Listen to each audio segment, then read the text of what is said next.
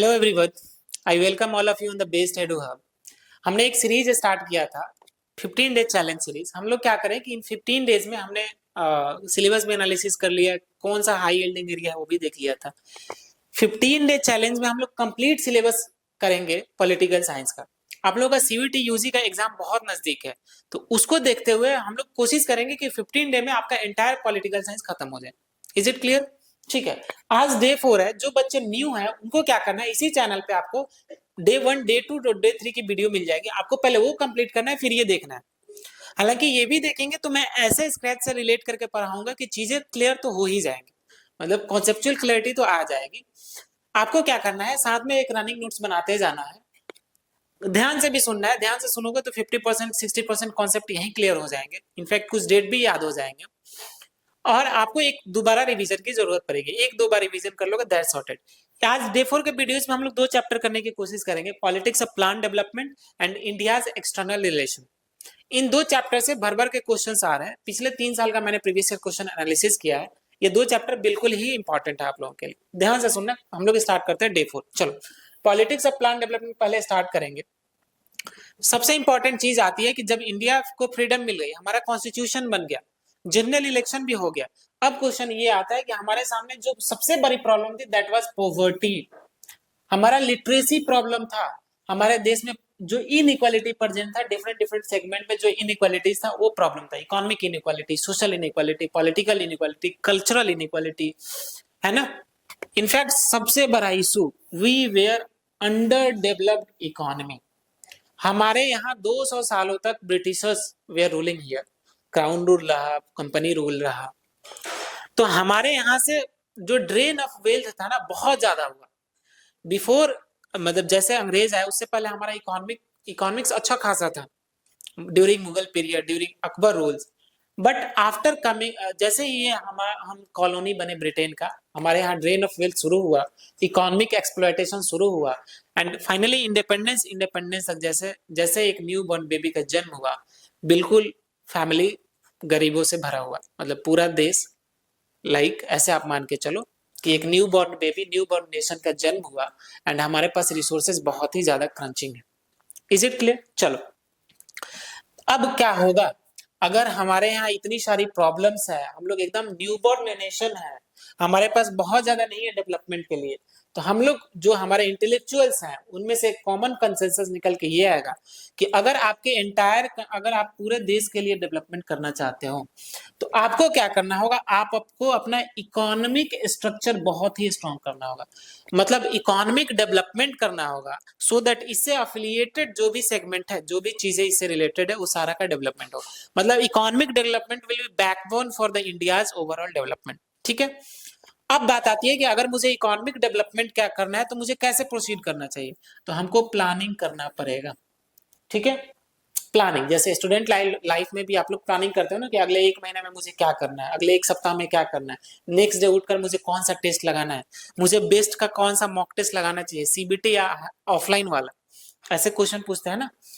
तो प्लानिंग करना important emerge होगा अगर मुझे इकोनॉमिक डेवलपमेंट, तो प्लानिंग करने का काम सौंपा जाएगा प्लानिंग कमीशन को। इसको हम लोग बाद में समझेंगे। चलो पहले यही समझ लेते, फिर प्लानिंग कमीशन पे आएंगे। ध्यान से सुनना। पूरे वर्ल्ड में मेनली 2 मॉडल था इकोनॉमिक डेवलपमेंट का। One model is capitalism. Capitalism क्या है आप लोग सभी जानते हैं। Capitalism means market dominance. In fact private player का डोमिनेंस बहुत ज्यादा रहेगा। ठीक है। इनफैक्ट कैपिटलिज्म को दूसरे भाषा में हम लोग, या फिर इसी को हम लोग बोलते हैं कैपिटलिस्ट इकोनॉमी या फिर मार्केट इकोनॉमी में। ठीक है। इसका एग्जांपल हमने देखा था प्रीवियस क्लासेस में, यूएसए। ठीक है। यूएसए में कैपिटलिस्ट इकोनॉमी रहेगा, कैपिटलिज्म रहेगा, मार्केट इकोनॉमी रहेगा। एक और मॉडल इमर्ज होगा सोशलिज्म। इसका एडवांस वर्जन को हम लोग कम्युनिज्म बोलते हैं। सोशलिज्म में क्या होगा कि जितना भी देश का रिसोर्सेज है सबका ओनरशिप किसके पास होगा, गवर्नमेंट के पास। तो government will dominate in the process of development. There will be minimal और हम लोग in fact no role of private player. There will जितना मिनिमम का पॉसिबल है उतना प्राइवेट प्लेयर का रोल होगा। Is it clear? तो ये 2 मॉडल, इसका एक एग्जांपल देखने को मिलता है सोवियत यूनियन। या फिर यूएसएसआर आप लोग बोल, ठीक है। यूएसएसआर क्या है, ये ग्रुप ऑफ कंट्रीज है का एक लाइक कॉम्बिनेशन है, कुछ ग्रुप ऑफ कंट्रीज मिलकर आए, बोले कि आज से हमारा एक सिंगल मार्केट होगा, हम लोग सोशलिज्म मॉडल को फॉलो करेंगे। तो अब सबसे बड़ा है जो क्वेश्चन इंडिया के सामने आएगा जब हमारे देश का एक जन्म हो जाएगा एज ए इंडिपेंडेंट कंट्री, कि इंडिया में कौन सा मॉडल फॉलो किया जाए, कैपिटलिज्म फॉलो किया जाए। तो अगर कैपिटलिज्म फॉलो करते हैं तो हमारे देश में like there are few individual who have resources business start करने के लिए, मार्केट ग्रोथ के लिए, ठीक है, एंटरप्रेन्योरशिप के लिए। अगर मुझे सोशलिज्म ये करना है तो सोशलिज्म का एक अपना ड्रॉबैक है कि धीरे धीरे बहुत लिमिटेशन आने लगते हैं। इनफैक्ट सोशलिज्म का आप लोग ड्रॉबैक यहाँ देख सकते हो कि 1991 में सोवियत यूनियन जिसका मॉडल था सोशलिज्म, वो डिसइंटीग्रेट हो गया। तो सोवियत सोशलिज्म का एक बहुत बड़ा ड्रॉबैक भी है। तो अब सबसे बड़ा क्वेश्चन आता है कि इंडिया में क्या अपनाया जाए, सोशलिज्म या कैपिटलिज्म। हम लोग अब क्रिएटिव आदमी हैं, हम लोग क्या करते हैं, कैपिटलिज्म का जो पॉजिटिव पॉइंट होगा और सोशलिज्म का जो पॉजिटिव पॉइंट होगा, दोनों को यूज करके हम लोग बनाते हैं मिक्स्ड इकोनॉमी। मिक्स्ड इकोनॉमी नाम से ही क्लियर है, जिसमें प्राइवेट प्लेयर भी होंगे, प्राइवेट सेक्टर भी होंगे, और जिसमें पब्लिक सेक्टर भी होगा, गवर्नमेंट सेक्टर भी होगा। पब्लिक सेक्टर और गवर्नमेंट सेक्टर एक ही बात है, ठीक है। चलो, जो हमारे यहाँ जब हम मिक्स्ड इकोनॉमी को अपना लेंगे after independence and in fact after जब हमारे यहाँ गवर्नमेंट बन भी जाएगी, तो जो पब्लिक सेक्टर होगा इसका डोमिनेशन बहुत ज्यादा रहेगा इनिशियल पीरियड में। पब्लिक सेक्टर इंडस्ट्रीज में भी डोमिनेट करेगा और इंफ्रास्ट्रक्चर में भी डोमिनेट करेगा। प्राइवेट सेक्टर का रोल थोड़ा सा कम होगा in comparison to public sector, और इनका मेन फोकस होगा कंज्यूमर गुड्स पे और एग्रीकल्चर पे, ठीक है। तो मिक्स इकोनॉमी हमने अपनाया और ये भी देख लिया कि पब्लिक सेक्टर किस पर्टिकुलर एरियाज पर ज्यादा उनका फोकस था और प्राइवेट सेक्टर के किन एरियाज पे था, ठीक है। अब ध्यान से सुनना। अब आता है, हमने जो डिस्कशन किया था कि प्लानिंग इकोनॉमिक डेवलपमेंट में क्यों इंपॉर्टेंट है, या फिर प्लानिंग कर भी रहे तो हमारा मेन फोकस किस चीज पे है। ध्यान से सुनना, हमारा मेन फोकस होगा एलोकेशन ऑफ रिसोर्सेज। एक तो हमारे पास रिसोर्स बहुत कम है, अगर मुझे रिसोर्स को अगर मैं प्रायोरिटाइज करके डिस्ट्रीब्यूट नहीं करूं तो there will be much regional imbalance, और ये नहीं होना चाहिए। एक अच्छा डेवलपमेंट में इम्बैलेंस नहीं होना चाहिए। तो मुझे सोच समझकर रिसोर्सेज का एलोकेशन करना होगा। तो ये कौन डिसाइड करेगा, ये भी हमारे प्लानिंग का ही पार्ट होगा कि रिसोर्सेज का कैसे एलोकेशन करना। सेकेंड प्लानिंग का हमारा हिस्सा होगा elimination of poverty. Much of the India's population were below poverty line, unemployment भर भर के है, उसको भी कम करना हमारा प्लानिंग का हिस्सा होगा, ठीक है। Next is balanced regional growth. Yes, for अगर मुझे एंटायर कंट्री का डेवलपमेंट ढंग से करना है तो मुझे रीजनल ग्रोथ ये करना होगा। ऐसा नहीं होगा कि इंडिया के कोई पर्टिकुलर रीजन में बहुत अच्छा डेवलपमेंट हो और कोई पर्टिकुलर रीजन बहुत नेग्लेक्टेड एरिया हो, तो ये भी नहीं होना चाहिए। ये भी हम लोग सोचकर प्लानिंग का हिस्सा रख रहे थे इसको भी, ठीक है। तो अब देश में प्लानिंग करेगा कौन, तो हमने एक संस्था बनाई, एक डेडिकेटेड संस्था बनाई जिसको बोलते हैं प्लानिंग कमीशन। ध्यान से सुनना, दिस इज वेरी इंपॉर्टेंट और यहाँ से क्वेश्चन पूछे जाते हैं। प्लानिंग कमीशन बनेगा कब, डेट इज बिल्कुल इंपॉर्टेंट, मार्च 1950 में प्लानिंग कमीशन बनेगा, ठीक है। ये बेसिकली कैबिनेट रिजोल्यूशन से बनेगा। कैबिनेट रिजोल्यूशन का मतलब क्या होता है, पहले तो मतलब समझते हैं कैबिनेट का। जो हमारे यहाँ प्राइम मिनिस्टर होते हैं और उनको असिस्ट करने के लिए there are council of ministers, group of ministers होते हैं, और इनके ग्रुप ये सब मिलाकर बोलते हैं गवर्नमेंट, ठीक है। अब ध्यान से सुनना, कुछ काउंसिल ऑफ मिनिस्टर बहुत ही इंपॉर्टेंट होते हैं, like finance minister, like defence minister, like again home affairs minister, जो होम मिनिस्ट्री होती है। Again you have external affairs ministry. तो ये कुछ इंपॉर्टेंट मिनिस्टर्स और प्राइम मिनिस्टर को मिला दे तो उनको बोलते हैं कैबिनेट। तो ये जो प्लानिंग कमीशन बना था ना, ये कैबिनेट के रिजोल्यूशन, कैबिनेट की जब मीटिंग हो रही थी उसमें प्रस्ताव रखा गया और एक ऑर्गेनाइजेशन बनाया गया, एक इंस्टीट्यूशन बनाया गया जिसको बोलते हैं प्लानिंग कमीशन। डेट भी देख लिए। This is a non constitutional body. Question ऐसे पूछा जा सकता है कि planning commission is a constitutional body. नहीं, ऐसा नहीं है। कॉन्स्टिट्यूशनल बॉडी क्या होता है, कोई भी इंस्टीट्यूशन जो कॉन्स्टिट्यूशन में रिटन है और उसके प्रोविजन से बनाया गया, this is called constitutional body. But हमने देखा ये कैबिनेट रिजोल्यूशन से बना है तो this is a non constitutional body. Simple है, ठीक है। इसका फंक्शन क्या होगा, प्लानिंग कमीशन का फंक्शन क्या होगा, नाम से ही क्लियर है कि इंडिया का इकोनॉमिक डेवलपमेंट जो हमने चुना है कि इकोनॉमिक डेवलपमेंट करके ही हम अपने देश का ओवरऑल डेवलपमेंट कर सकते हैं, तो उसका जो प्लानिंग करने का काम दिया जाएगा that will be to the planning commission. ठीक है, अब प्लानिंग कमीशन क्या करेगा, हमारे देश के लिए 5 सालों के लिए प्लान बनाएगा। जैसे हमने बोला, जैसे इनिशियली मैंने एग्जांपल दिया था कि 1 साल के लिए प्लानिंग, 1 महीने के लिए प्लानिंग, नेक्स्ट डे क्या करना है उसके लिए प्लानिंग। तो अगर देश स्तर पे बात आ गई तो एक लॉन्ग टर्म प्लानिंग की जरूरत पड़ेगी। प्लानिंग कमीशन 5 ईयर प्लान बनाना शुरू करेगा। ठीक है, 5 सालों के लिए प्लान बनेगा। अब देखते हैं कि हमारा first 5 year plan, second 5 year plan के बारे में थोड़ा सा जो जो इंपॉर्टेंट फैक्ट है उसको देखने की कोशिश करते हैं। ध्यान से सुनना, फर्स्ट 5 ईयर प्लान का जो ड्यूरेशन है 1951 से 1956, याद कैसे रहेगा, प्लानिंग कमीशन 1950 में बना, उसके 1 साल के बाद से प्लानिंग होना स्टार्ट हुआ। तो अगर फर्स्ट 5 ईयर प्लान की बात करें तो ये जाएगा 1951 से, अब इसमें 5 साल जोड़ दो तो 1956 हो जाएगा। सेकेंड 5 ईयर प्लान कब हुआ, तो जिस साल एंड हुआ 1956 में, उसमें 5 साल जोड़ दो 1961। तो ऐसे करके प्लानिंग 5 ईयर प्लान चलते रहेंगे। हालांकि बीच में 1-2 जगह ब्रेक भी है, कुछ पीरियड के लिए 5 ईयर प्लान मतलब नहीं लगा था। ठीक है, गैप है, ऐसे याद रखो। बट ओवरऑल जो पीरियड स्टार्ट होता है उसमें 5 साल जोड़ दिया करो। जो फर्स्ट 5 ईयर प्लान है ये एक मॉडल पे डिपेंडेंट था, इसको बोलते हैं हैरड-डोमर मॉडल। हैरड-डोमर मॉडल ये इकोनॉमिक डेवलपमेंट का एक मॉडल था, इसको हमने 5 ईयर प्लान में इनकलकेट किया। इसका मेन फोकस क्या था, एग्रीकल्चर ग्रोथ। ध्यान से सुनना, मेन फोकस एरिया था एग्रीकल्चर। Second is irrigation. अब ध्यान से सुनना, इरिगेशन भी एग्रीकल्चर का ही पार्ट है, लॉजिकल। तो एग्रीकल्चर और उसके अलाइड जो भी चीजें होंगी उसका डेवलपमेंट करना फर्स्ट 5 ईयर प्लान का पार्ट होगा। और हमारा जो इकोनॉमिक फर्स्ट मॉडल है, इकोनॉमिक मॉडल जिसको फर्स्ट 5 ईयर प्लान भी बोल रहे हैं, उसका मेन थीम होगा एग्रीकल्चर और उससे रिलेटेड चीजों का डेवलपमेंट करना। डैम कंस्ट्रक्शन, डैम अगेन पानी से रिलेटेड है, एग्रीकल्चर से रिलेटेड है, बट डैम कंस्ट्रक्शन का और भी ज्यादा इसको बोलते हैं multi modal project, but don't go in that direction. Land reform, ये भी फर्स्ट 5 ईयर के प्लान का फोकस एरिया होगा। ठीक है, सेकेंड 5 ईयर प्लान हमने ड्यूरेशन देखा 1956 से 1961 के बीच में। ये जो मॉडल पर डिपेंडेंट होगा ये होगा PC Mahalanobis model. This two नाम, जो दो मैंने नाम बोला ना, हैरड-डोमर मॉडल, पीसी महालन, भर भर के क्वेश्चन पूछा हर एक एग्जाम में, सीयूईटी में भी प्रीवियस ईयर क्वेश्चन में आया है।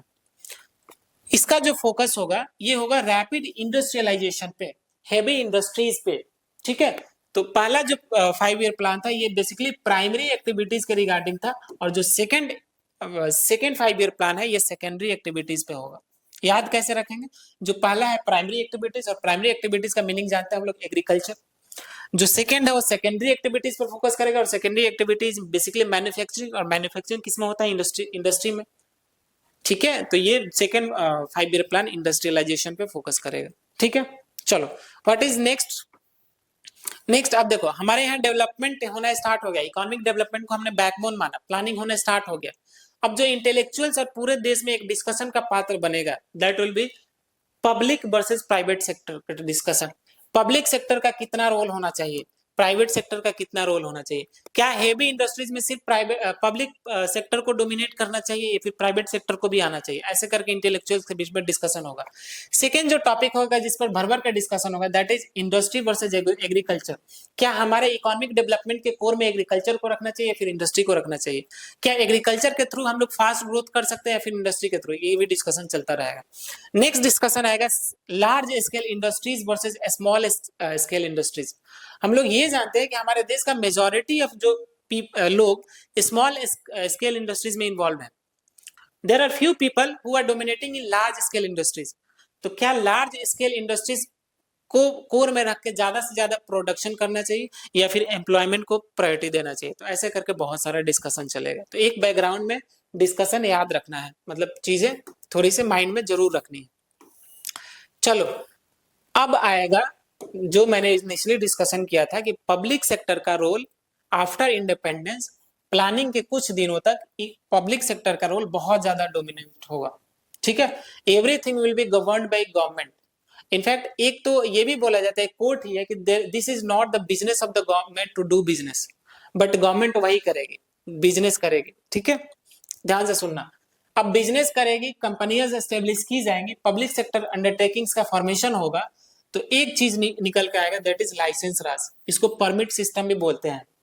ठीक है, लाइसेंस, अभी आपको अगर कोई भी एक्टिविटी करना है देश में, कोई भी कंपनी स्टार्ट करना है, कोई भी इकोनॉमिक एक्टिविटी करना है, तो आपको कंपिटेंट अथॉरिटी से परमिट लेना होगा। This is licence Raj. तो this is, don't you think कि जो रिच लोग हैं they will be able to, या फिर जो प्रोसीजर कॉम्प्लेक्स है लाइसेंस लेने का, तो जो रिच लोग हैं या फिर जो एजुकेटेड लोग हैं उनका डोमिनेंस बना रहेगा। ठीक है, तो ये एक ड्रॉबैक है पब्लिक सेक्टर का डोमिनेशन का, जो बाद में चल के बहुत बड़ा एक इशू भी क्रिएट होगा, हम उस पर भी डिस्कशन करेंगे।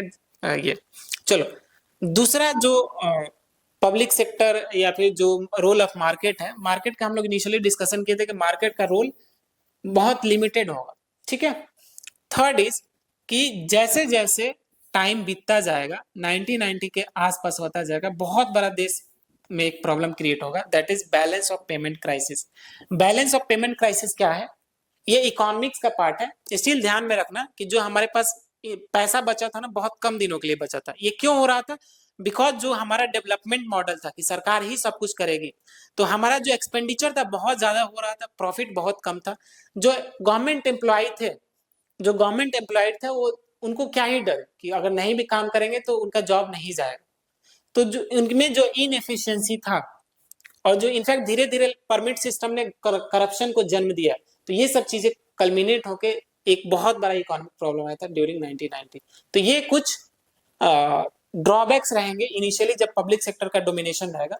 फाइनली 1990 में के डिकेड में एक रिफॉर्म आएगा, इकोनॉमिक रिफॉर्म जिसको बोलते हैं, और फेमसली इसको एलपीजी रिफॉर्म भी कहते हैं। इसमें हम लोग बहुत बड़ा परिवर्तन करेंगे हम अपने सिस्टम ऑफ डेवलपमेंट में। प्राइवेट सेक्टर को अब वैल्यू ज्यादा देने लगेंगे, गवर्नमेंट अपना धीरे धीरे बिजनेस करने का रोल कम करेगी। ठीक है, चलो नेक्स्ट इज वही सब चीजें बात करिए कि what is the criticism of planning commission, या फिर प्लानिंग स्ट्रेटजी जो हमारी थी उसका क्या क्रिटिसिज्म है। तो ये नो कि ब्यूरोक्रेटिक डिलेज, मतलब जो जितना ज्यादा कॉम्प्लेक्स प्रोसेस होगा उतना ज्यादा जो मतलब प्रोसेस है ना इकोनॉमिक डेवलपमेंट का, स्ट्रेटजी का, प्लानिंग का, इसमें ब्यूरोक्रेटिक डिलेज बहुत ज्यादा होता है ना, महीनों महीनों तक चीजें फाइल पर ही रहती है। Second is red tapism, yes again related with corruption. ठीक है, इंक्रीज पब्लिक एक्सपेंडिचर, गवर्नमेंट बहुत ज्यादा खर्च करेगी despite of limited resources, without efficiency. Yes, expenditure बहुत ज्यादा हो रहा है, जितना मुझे प्रॉफिट होना चाहिए गवर्नमेंट को इनफैक्ट लॉस ही हो रहा है, एफिशिएंसी बिल्कुल कम है। तो ये कुछ इनिशियल पीरियड के प्लानिंग की जो स्ट्रेटजी थी उसका क्रिटिसिज्म है। ठीक है, इनफैक्ट जो हमारा सपना था कि we will uplift the marginalise section of India, वो भी बहुत संतोषजनक नहीं था, वो उतना डिजायर्ड आउटकम नहीं दिया। तो हमको लगा कि हमारे प्लानिंग स्ट्रेटजी में चेंजेस लाना होगा, जो कि 1990 के बाद विजिबल होने लगा in terms of new economic policy. ठीक है, चलो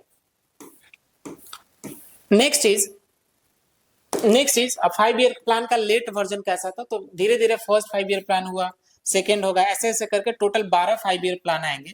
तो जो 12th 5 ईयर प्लान था उसका ड्यूरेशन था 2012 से लेकर 2017 तक, 2012 से। बट हम लोग जानते हैं कि इन बिटवीन 2014 में एक जनरल इलेक्शन होगा जिसमें गवर्नमेंट चेंज हो जाएगी, Modi ji will become prime minister. तो वो आएंगे, प्लानिंग कमीशन जो प्लानिंग का काम करेगा उसको एबॉलिश कर देंगे, हटा देंगे, और एक नई बॉडी बनाई जाएगी, नीति आयोग। इसका फुल फॉर्म होता है national institution for transforming India. और ये क्या होगा? ये think tank of the government of India होगा। थिंक टैंक का मतलब क्या होगा कि अलग अलग स्पेशलाइज जो स्पेशलिस्ट पीपल होंगे अलग अलग फील्ड में, उनको इन्वाइट करेगा, डीप रिसर्च होगा एक पर्टिकुलर टॉपिक पे, और उसकी जो पॉजिटिव बातें वो गवर्नमेंट को सजेस्ट की जाएंगी कि अब आप ऐसा स्टेप ले सकते हैं। तो ये नीति आयोग काम करेगा। ठीक है, तो ये रहा हमारा प्लानिंग वाला पोर्शन। ठीक है, नेक्स्ट जो चैप्टर है इंडियाज एक्सटर्नल रिलेशन, ये बिल्कुल इंपॉर्टेंट है। बिल्कुल इंपॉर्टेंट मैं इसलिए बोल रहा हूँ बिकॉज जो इसके अलग अलग सेगमेंट है ना, India US relation, Panchsheel, non align movement, यहाँ से क्वेश्चन बहुत पूछे गए हैं। ठीक है, तो ये पेपर जो ये चैप्टर पर्टिकुलर है बिल्कुल बहुत ज्यादा इंपॉर्टेंट है। ठीक है, चलो कुछ बैकग्राउंड देख लेते हैं। हमको 1947 में फ्रीडम मिल गई, 1950 में हमको सोवरेनिटी, मतलब आफ्टर जब हमारा कॉन्स्टिट्यूशन बन गया तो we become a sovereign nation. ठीक है, हमारा गवर्नमेंट भी बन गया, जनरल इलेक्शन में सब कुछ हो गया। अब जो सबसे बड़ी प्रॉब्लम है कि हम अपने बाहर के देशों के साथ कैसा रिलेशन रखें। ठीक है, तो जो हमारे सामने चैलेंज उभर के है कि हमको ऐसा रिलेशनशिप रखना है ताकि हमारा सोवरेंटी प्रिजर्व भी रहे। सोवरेंटी का मीनिंग जानते हो? सोवरेन का मतलब ये होता है कि इंडिपेंडेंट टू टेक डिसीजन।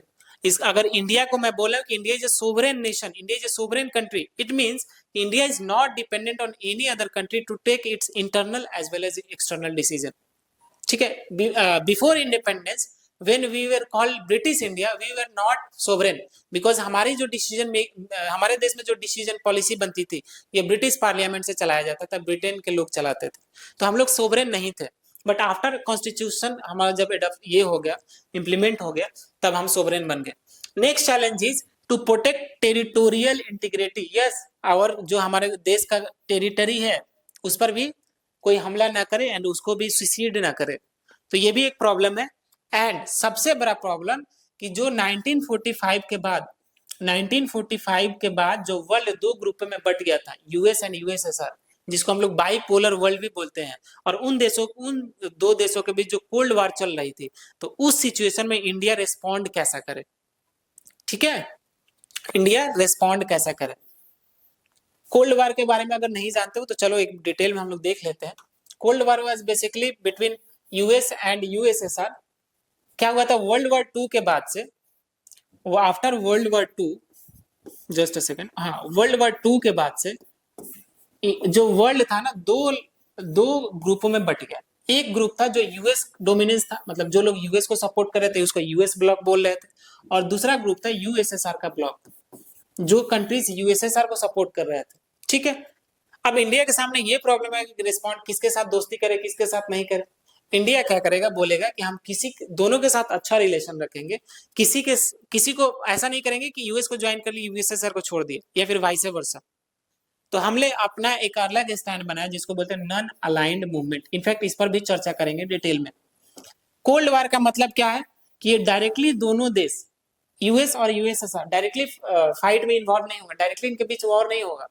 इनके जो सपोर्टिंग कंट्रीज है, सपोज यूएस के जो सपोर्टिंग कंट्रीज है और यूएसएसआर के जो सपोर्टिंग कंट्रीज है, उन सपोर्टिंग कंट्रीज के बीच में ट्रेड वॉर होगा, मिलिट्री वॉर होगा, कहीं पे कूप लगेगा।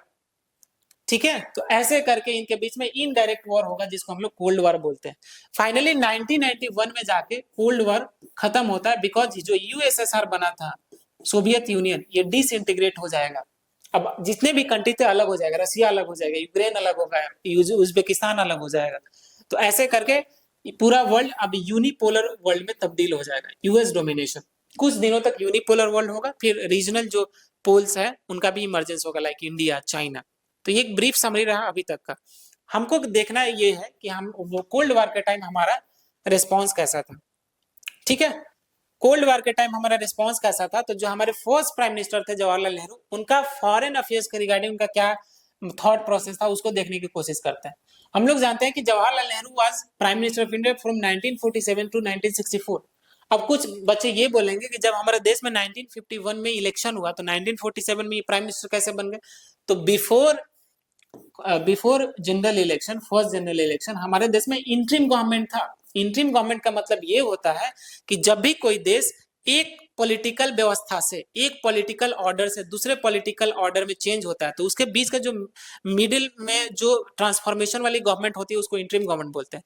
तो हम लोग लाइक डोमिनियन, हम लोग जैसे ब्रिटिशर्स के अंडर कंट्रोल थे, तो ब्रिटिश गवर्नमेंट से इंडियन गवर्नमेंट बनने के बीच में जो बीच में सरकार थी पावर ट्रांसफरिंग का, उसको इंटरिम गवर्नमेंट बोलते हैं। और इसके हेड भी कौन थे, Jawaharlal Nehru, that is why he is called first prime minister of India. ठीक है, तो इनका ड्यूरेशन 1947 से 1964 के बीच में, हालांकि फर्स्ट जनरल इलेक्शन में भी यही चुने जाएंगे। अब ध्यान रखना, जवाहरलाल नेहरू का जो इस स्टैंड होगा ना, ये नॉन अलाइनमेंट होगा। नॉन अलाइनमेंट का क्या मतलब कि हम किसी भी पावर, जो दो पावर ब्लॉक्स थी ना, यूएस एंड यूएस, किसी को ज्वाइन नहीं करेंगे, अपना इंडिपेंडेंट अपना एग्जिस्टेंस रखेंगे। ठीक है, इनफैक्ट इसको चर्चा भी करेंगे इसकी, आप लोग इसको डबल स्टार, ट्रिपल स्टार, जैसे भी मन करे बना कर रख लो, बिकॉज सेपरेट स्लाइड में इसका चर्चा करेंगे हम लोग, और यहाँ से क्वेश्चन पूछे जा रहे हैं। Again, Jawaharlal Nehru will support decolonisation. Decolonisation का मीनिंग क्या है, जो हमारा अफ्रीका था, जो हमारे एशियन कंट्रीज थे, उस पर still there was domination of British, तो उनको फ्रीडम दिलाना, ये मोटो था या फिर ये सपोर्ट करते थे कि उनको भी अपना एक इंडिपेंडेंट कंट्री बनने का हक है। This is called decolonisation, colonisation का जस्ट अपोजिट। ठीक है, Jawaharlal Nehru was supporting peaceful coexistence, every country has right to peaceful existence. ठीक है, ऐसा नहीं कि दो देशों के बीच वॉर चल रहा है। ठीक है, ऐसा नहीं होना चाहिए। चलो अब देख लेते हैं थोड़ा सा नॉन अलाइनमेंट मूवमेंट, जिसका मैंने बोला था कि 3 स्टार मार्क लगा लो। भाई ध्यान से सुनना, नैन का फुल फॉर्म क्या है, नॉन अलाइंड मूवमेंट, हमने देख लिया। ये बेसिकली 1961 में स्टार्ट हुआ। ये क्यों स्टार्ट हुआ कि मुझे कोल्ड वॉर के पीरियड में कैसे रिस्पॉन्ड करना है। नाम से ही क्लियर है, नॉन अलाइंड। अलाइंड मीन्स साथ देना, नॉन अलाइंड मीन्स किसी का साथ नहीं देना।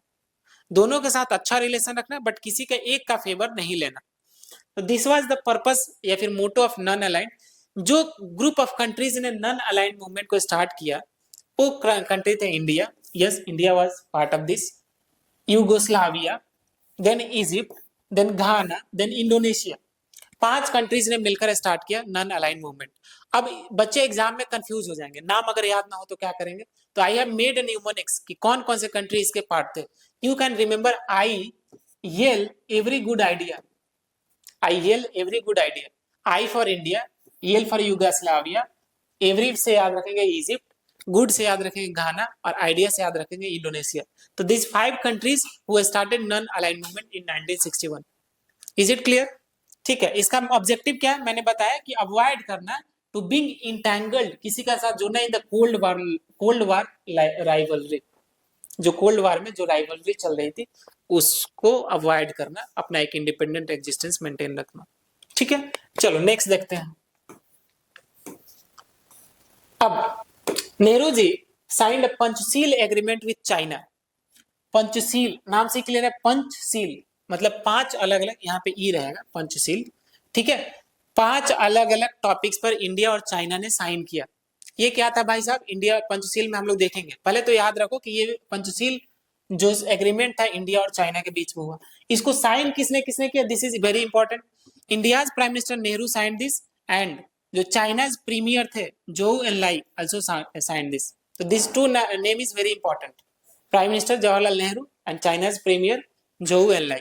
ठीक है, पंचशील में 5 एरियाज में इनका कॉपरेशन था। इन्होंने 5 एरियाज में एक दूसरे का कॉपरेशन, एक दूसरे को कॉपरेट करने के लिए साइन किया था इन्होंने। पहला है सोवरेंटी, यस एक दूसरे का को के सोवरेंटी का ख्याल रखना। Territorial integrity, yes India and China will maintain their territorial integrity, no country will involve in the accession of their territory. Second is non aggression, non aggression, they will be peaceful to each other, war नहीं करेंगे। Then आपका आता है कि non interference in the internal affairs, कोई भी country एक दूसरे के इंटरनल अफेयर्स में इंटरफेरेंस नहीं करेगा। ठीक है, next is equality and mutual benefit, equality and mutual benefit. हाँ, दोनों एक दूसरे, कोई ऐसा नहीं कि अपने आप को सुपीरियर मानेगा किसी को इंफीरियर मानेगा, दोनों एक दूसरे का इक्वल सम्मान करेंगे और म्यूचुअल बेनिफिट के लिए काम करेंगे। And the fifth which is most important, peaceful को एग्जिस्टेंस, पीसफुल को एग्जिस्टेंस, एक दूसरे के साथ पीस बनाए रखेंगे। ठीक है, बट वो बोलते हैं ना कि दोस्त दोस्त ना रहा, वी आर थिंकिंग कि China is our friend. China के साथ, चाइना ने वॉर कर लेगा हमारे साथ। ध्यान से सुनना, India China war 1962, Indian China war 1960। क्यों ये वॉर क्यों हुआ, दो लैंड पर हमारा डिस्प्यूट था with China. One is Aksai चीन जो कि लद्दाख में है, चाइना विल क्लेम कि ये हमारा हिस्सा है। ठीक है, अभी ये अक्साई चीन किसका पार्ट है, चाइना का पार्ट है। ठीक है, चाइना ने इसको अनेक्स कर लिया। Next is NEFA, NEFA is basically जो नॉर्थ ईस्टर्न रीजन है ना, यहाँ वाला, ये वाला रीजन इज नेफा। अब ये अरुणाचल प्रदेश के नाम से जाना जाता है। तो अरुणाचल प्रदेश ये अभी इंडिया के पास है और चाइना क्लेम कि Arunachal Pradesh is the part of China. तो इस 2 टेरिटोरियल डिस्प्यूट पर इंडिया और चाइना के बीच में वॉर होगा इन 1962। वॉर कब हुआ ध्यान से देखना, इन अक्टूबर 1962।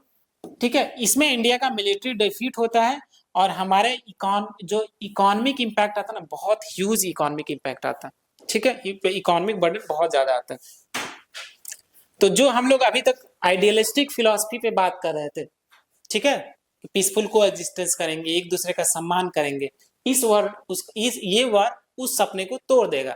तो हम लोग आइडियलिज्म के फिलॉसफी से रियलिज्म के फिलॉसफी पर शिफ्ट करेंगे कि रियलिटी में जीना सीखो। ठीक है, वही मैं बोल रहा हूँ कि रियलिटी में जीना सीखो, और एग्जाम के लिए जो जो जरूरतें हैं मॉक टेस्ट लगाना, सीबीटी में मोड में मॉक देना, वो देना स्टार्ट करो, B it best B it any other institution.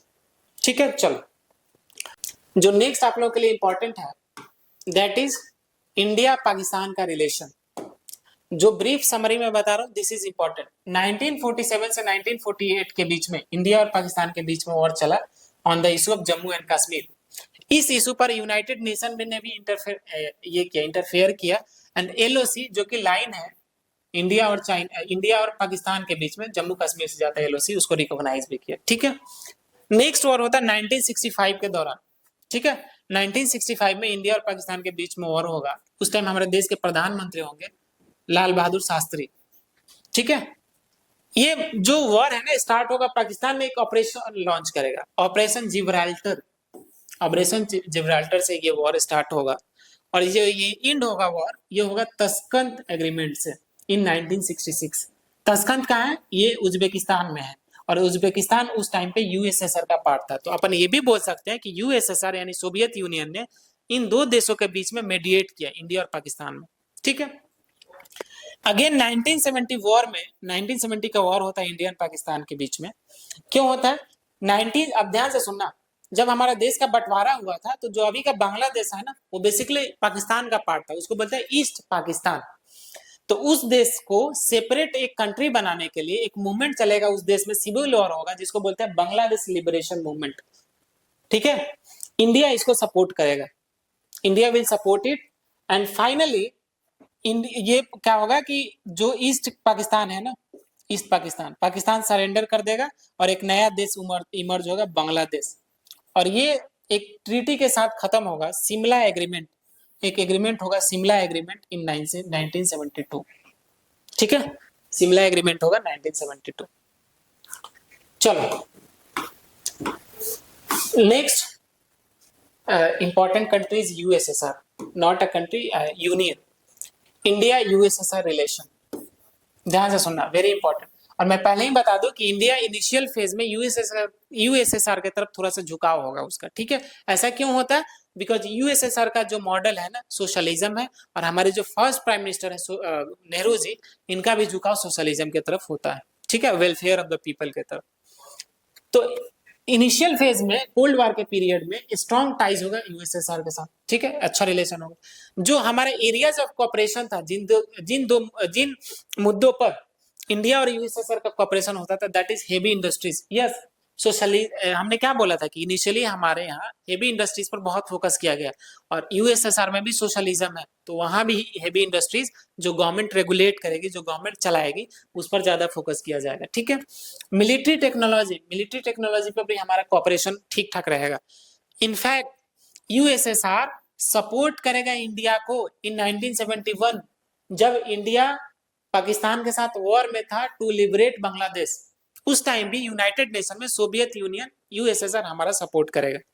ठीक है, इनफैक्ट 1971 में हमारा एक ट्रीटी होगा यूएसएसआर के साथ, उसका नाम है, यहाँ पे आप डबल स्टार मार्क लगा लेना बिकॉज इस क्वेश्चन को की पूछे जाने की संभावना बहुत ज्यादा है। ये ट्रीटी होगा treaty of peace, friendship and cooperation, treaty of peace, friendship and cooperation in 1971 between India and USSR. ठीक है, इतना information is sufficient for India and USSR. चलो next is India USA relation. Initially India और USA का relation बहुत अच्छा नहीं होगा, थोड़ा सा स्ट्रेन देखने को मिलेगा। किस वजह से स्ट्रेन देखने को मिलेगा? पहला तो होगा NAM, non align movement. India किसी का सपोर्ट नहीं करेगा तो उस बात पे बेस्ड है। यूएसए ऑब्वियसली चाहेगा कि हमारा सपोर्ट करे, बट नैम से हमने अपना इंडिपेंडेंट एक स्टैंड ले लिया। Second is US military aid to Pakistan. Yes, initial phase में पाकिस्तान ज्यादा करीब होगा यूएसए के। यूएसए इनफैक्ट मिलिट्री सपोर्ट भी देगा पाकिस्तान को। ऐसा क्यों? बिकॉज रसिया इंडिया को सपोर्ट कर रहा था, रसिया का सॉफ्ट कॉर्नर था इंडिया के पास। तो वो मतलब जैसे यूएसएसआर अगर इंडिया के लिए थोड़ा सा सॉफ्ट कॉर्नर है उसका, तो इंडिया के पास वाले कंट्री को अपना फ्रेंड बना लो, तो that's why US will support. Next is India's nuclear test. 1974 में इंडिया न्यूक्लियर टेस्ट कर लेगा, इस बात पे भी इंडिया और यूएस में थोड़ा सा स्ट्रेन आएगा। इनफैक्ट हद तो तब होगी जब इंडिया बोलेगा कि I will not sign NPT, non proliferation treaty. Non proliferation treaty क्या है? यूएस बोलेगा, एक ऐसे ट्रीटी लाएगा कि आज के बाद से जब कोई भी देश एनपीटी साइन कर लेगा तो अपना न्यूक्लियर वेपन नहीं बनाएगा। तो इंडिया बोलेगा कि I will not sign this. तो इस बात पर भी इंडिया और यूएस के बीच में थोड़ा सा स्ट्रेन होगा। बट जैसे जैसे 1991 में जब हमारा इकोनॉमिक रिफॉर्म होता है, एलपीजी रिफॉर्म होता है, जब हम अपना मार्केट ओपन करेंगे उस मुद्दे पर, उसके बाद से धीरे धीरे जैसे इकोनॉमिक कॉपरेशन होना स्टार्ट होगा, इंडिया यूएस का रिलेशन अच्छा हो जाएगा और अभी तक भी अच्छा है। चलो next is after Nehru, after the death of Nehru in 1964, 1964 में उनका जब डेथ हो जाता है तो उसके बाद क्या होगा फॉरेन पॉलिसी का। तो एक ब्रीफ क्रोनोलॉजी देख लेते हैं कि 1964 में नेहरू जी का डेथ होता है। 13 डेज के लिए एक एक्टिंग प्राइम मिनिस्टर बनाए जाते हैं। कमेंट में बताना है सबको कौन होंगे एक्टिंग प्राइम मिनिस्टर। फिर प्राइम मिनिस्टर बनेंगे लाल बहादुर शास्त्री जी 1964 से लेकर 1966 तक। 1966 में इनका डेथ हो जाएगा, वो भी हम लोग देखेंगे। ठीक है, ये जो होंगे ना ये कंटिन्यू करेंगे नॉन अलाइनमेंट मूवमेंट को। ठीक है, Indira Gandhi will became next like prime minister. ठीक है, she will be more assertive, बहुत डोमिनेटिव होंगी। और ये सोवियत यूनियन के साथ फ्रेंडशिप जो था, यूएसएसआर के साथ जो फ्रेंडशिप था, उसका यूज करेंगी इंडिया के स्ट्रैटेजिक डिप्लोमेसी के लिए, इंडिया के एक्सटर्नल डिप्लोमेसी के लिए। ठीक है, फिर जैसे पोस्ट 1991 एरा के बाद हम लोग लुक ईस्ट पॉलिसी स्टार्ट करेंगे। ठीक है, ये हमारा एक स्कीम होगा, सॉरी नॉट, एक पॉलिसी होगा जो ईस्ट एशिया कंट्री के साथ रिलेशनशिप बनाने में हेल्प करेगा। अगेन लुक ईस्ट को रिप्लेस कर दिया जाएगा act east policy by Modi ji. अब ये हम सिर्फ देखना ही नहीं है ईस्ट एशिया की तरफ, हमको उस पर काम भी करना है, that is act east policy. फिर हमारा अच्छा रिलेशन होगा with US also, with Russia also, with ASEAN countries also, association for south east ऐसे बताना है, association for south east Asian nation. ठीक है, उसका फुल फॉर्म एक बार देख लेना आप लोग। इनफैक्ट यूनाइटेड नेशन का भी हम लोग सम्मान करेंगे। इनफैक्ट यूनाइटेड नेशन तो अब हमको अपना ये बना दे, नॉन परमानेंट मेंबर भी बना देता है। ठीक है, जो यूनाइटेड नेशन सिक्योरिटी काउंसिल होता है ना, उसका 15 मेंबर होता है, 5 मेंबर परमानेंट होता है। China, Russia, England, France, America 5 member है जिनके पास वीटो पावर। जो 10 मेंबर होते हैं नॉन परमानेंट मेंबर होते हैं और इंडिया उसका पार्ट है। सी यूनाइटेड 2 साल के लिए एक देश को नॉन परमानेंट मेंबर बनाते हैं और बीच बीच में यूनाइटेड नेशन इंडिया को बनाता है। ठीक है, चलो तो दैट्स इंपॉर्टेंट फॉर यू।